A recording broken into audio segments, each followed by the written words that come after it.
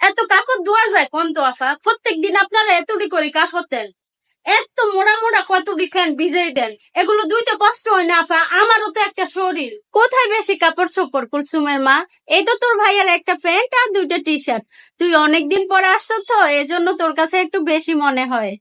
আফা, আমার কি আর অন্য বাসায় কোনো কাজ নাই? হ্যাঁ, কি ঘর মুছতাম? 2 সপ্তাহ আগে ঘর মুছছি, এখন অনেক পরিষ্কার আছে। আজকে আর ঘর মুছুম না, আর 1 সপ্তাহ থাক। কি বলিস কুলসুমের মা? আরো 1 সপ্তাহ? কুলসুমের মা, এবার তো অনেকদিন বাড়ি গিয়েছিলি, দেখ ওভেনের উপরে কত বালু জমছে। আফা, আমনের বাসায় যে কাজ করি আমি আফা, আমি জীবনে অন্য বাসায় এত কাজ করি না। অন্য বাসায় যদি আমি এত কাজ করতাম তাহলে আমার বেতন 7 থেকে 8 হাজার টাকা হইতো আফা। আফা, আমি আর আপনাকে খাটের তল পরিষ্কার করতে পারতাম না আফা।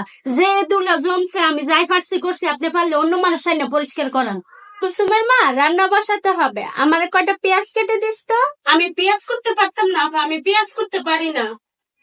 আচ্ছা ঠিক আছে কুলসুমের মা, আজকে যেহেতু তুই সব কাজে এত তাড়া দেখাচ্ছিস, তাহলে আমার যাওয়ার সময় কয়টা রুটি বানাই দিয়ে যা।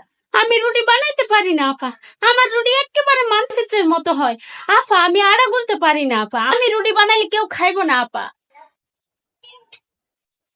আপা আজকে যাই, কালকে ইয়ে কইরা দিমনি, বেশি কাম আজকে করতে পারবো না আপা, আজকে যাই, কালকে আমনি, কালকে।